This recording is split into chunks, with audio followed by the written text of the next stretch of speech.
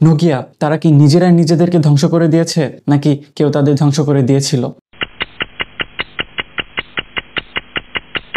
সত্যটা আসলে কি? 1998 সাল থেকে 2012 সালের এই সময়টাতে সারা বিশ্বে নোকিয়া রাজত্ব করেছিল।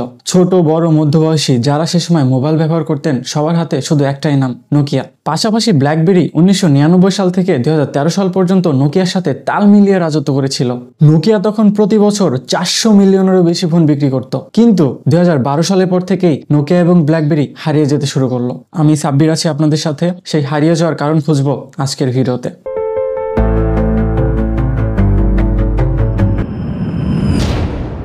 2000 দশকের শুরুর দিকে নোকিয়া ছিল বিশ্বের 1 নম্বর মোবাইল কোম্পানি। অনেকেরই ইন্টারনেটের দুনিয়ায় প্রথম প্রবেশ নোকিয়া মোবাইলের হাত ধরে। আমার মনে আছে 2012 সালে আমি সর্বপ্রথম গুগলে ব্রাউজ করেছিলাম নোকিয়া মোবাইল দিয়ে।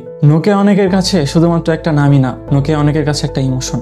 2000 দশকে মোট বাজারের 40% নোকিয়ার দখলে চলে যায়। তবুও নোকিয়া তাদের এই রাজত্ব বেশি দিন ধরে রাখতে পারেনি। এই বিষয়টা বুঝতে আমাদের চলে যেতে হবে 1865 সালে। ফ্রেডরিক ইডেস্টাম নামে একজন প্রতিভাবান ইঞ্জিনিয়ার ফিনল্যান্ডের একটি ছোট্ট শহর তাম্পেরেতে কাগজের কারখানা স্থাপন করেন। সে সময় ইউরোপে কাগজের চাহিদা বাড়ছিল। ফ্রেডরিক এই সুযোগটি কাজে লাগিয়েছিলেন, কিন্তু সমস্যা হচ্ছে তাম্পেরে শহরে পরিবহন ব্যবস্থা ভালো ছিল না। তাই 1868 সালে তিনি নোকিয়ান ভিটা নদীর পারে কাগজের মিল সরিয়ে নেন। এখান থেকেই মূলত নোকিয়া নামের জন্ম। তখন পর্যন্ত নোকিয়া কোনো মোবাইল বাজারে আনেনি। তবে পরবর্তীতে 1900 দশকে নোকিয়া ধীরে ধীরে রাবার, বিদ্যুৎ এবং কেবল উৎপাদন শুরু করে। এরপর 1980 দশকে নোকিয়া প্রথমবারের মতো টেলিকমিউনিকেশনের ব্যবসায় প্রবেশ করে। 1887 সালে নোকিয়া মুভিরা সিটিম্যান 900 নামে একটি মোবাইল তারা প্রথমবারের মতো বাজারে আনে। এই মোবাইলটি ছিল বিশাল বড়, ব্যাটারি হেলথ ভালো ছিল না। তবে খেলাটা পরিবর্তন হয় তখন যখন 1990 দশকে নোকিয়া 1133-10 মতো মোবাইল বাজারে নিয়ে আসে। আর এরপর তো ইতিহাস।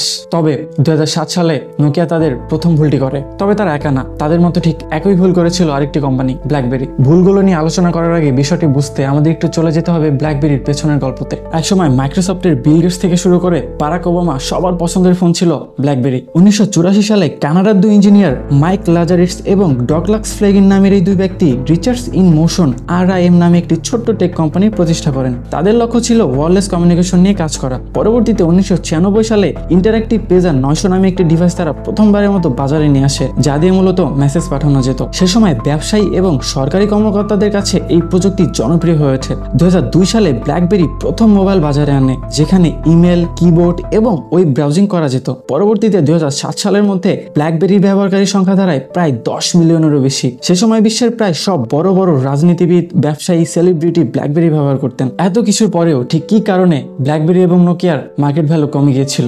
এবার আসি ধ্বংসের মূল কারণগুলোতে। 2007 সালের 9 জানুয়ারি বদলে দিল সারা পৃথিবীর মোবাইল ইন্ডাস্ট্রিকে। স্টিভ জবস স্টেজে উঠে বললেন, today Apple is going to reinvent the phone. Steve জবসের অ্যাপল আইফোন উন্মোচন করলো, কিন্তু নোকিয়া ও ব্ল্যাকবেরি এই বিষয়টা গুরুত্বই দেয়নি। তারা ভেবেছিল ব্যবসায়ীরা ফিজিক্যাল বোতামই আটকে থাকবে। এই ডিসিশন মেকিং প্রসেসটাকে 3 ভাগে ভাগ করা যেতে পারে: psychological mind game from companies, business strategy mistakes এবং টেকনোলজিক্যাল শিফট। তারা সাইকোলজিক্যাল মাইন্ড গেমে আটকে পড়েছিল। মানুষ সাধারণত পরিবর্তনের চেয়ে পরিচিত জিনিসের প্রতি বেশি স্বাচ্ছন্দ্য বোধ করে। এই জন্য তারা ভেবেছিল ফিজিক্যাল কিবোর্ড ছাড়া ফোনের চাহিদা থাকবে না। কিন্তু সে সময় প্রথমবারের মতো আইফোনের মাল্টিটাচ ডিসপ্লে দেখিয়ে দিল মানুষ নতুন কিছু গ্রহণ করতেও প্রস্তুত ছিল। বড় কোম্পানিগুলো অনেক সময় নতুন উদ্ভাবন করতে ভয় পায়, কারণ তারা পুরনো বাজার হারানোর শঙ্কায় থাকে। বিজনেস স্ট্র্যাটেজি মিস্টেক্স: নোকিয়া মূলত অ্যান্ড্রয়েড গ্রহণ না করে নিজস্ব ওএস দিয়ে কাজ চালিয়ে যেতে চেয়েছিল, যা আসলে খুবই ধীরগতির ছিল এবং ইউজার ফ্রেন্ডলি ছিল না। অন্যদিকে ব্ল্যাকবেরি তাদের সিকিউরিটি এবং কিবোর্ডের দিকে এতটাই মনোযোগী ছিল যে তারা অ্যাপ ইকোসিস্টেমের দিকে নজরই দেয়নি। 2010 সালের মধ্যে বিশ্বের 50% স্মার্টফোন ব্যবহারকারী টাচ স্ক্রিনে অভ্যস্ত হয়ে যায়। কিন্তু নোকিয়া ও ব্ল্যাকবেরি তখনও বিশ্বাস করছিল এটা হয়তো একটা ট্রেন্ড, ফাইনালি গিয়ে ফিজিক্যাল বোতামই টিকে থাকবে। বিজ্ঞানের ভাষায় মূলত মানুষ স্বাভাবিকভাবে সহজ ইন্টারফেস পছন্দ করে। তখন অ্যাপল এবং অ্যান্ড্রয়েড টাচ বেসড ইন্টারাকশন সহজ করছিল। পরবর্তীতে 2013 সালে মাত্র $7.2 বিলিয়ন নোকিয়া তাদের পুরো মোবাইল বিভাগটি মাইক্রোসফটের কাছে বিক্রি করে দেয়। অথচ এই নোকিয়া একসময় 200 বিলিয়নেরও বেশি মূল্যের কোম্পানি ছিল। অন্যদিকে ব্ল্যাকবেরি ফাইনালি গিয়ে তাদের প্রথম স্মার্টফোন বাজারে আনে, কিন্তু ততদিনে অনেক বেশি দেরি হয়ে গিয়েছে। নোকিয়া এবং ব্ল্যাকবেরির মতো ঠিক একই ভুল করেছিল ব্লকবাস্টার ডিস্ক কোম্পানি, কোডাকের ক্যামেরা এবং মাইস্পেসের মতো একসময়কার জনপ্রিয় সোশ্যাল মিডিয়া কোম্পানি। এই পুরো বিষয়টাতে দুটো জিনিস স্পষ্ট, একটা হচ্ছে অ্যাডাপ্টেবিলিটি, একটা হচ্ছে ডিসিশন মেকিং। মূলত মার্কেটে টিকে থাকার জন্য সঠিক সময় সঠিক সিদ্ধান্ত এবং মানিয়ে নেওয়ার দক্ষতা মেডিসিনের মতো কাজ করে। ধন্যবাদ।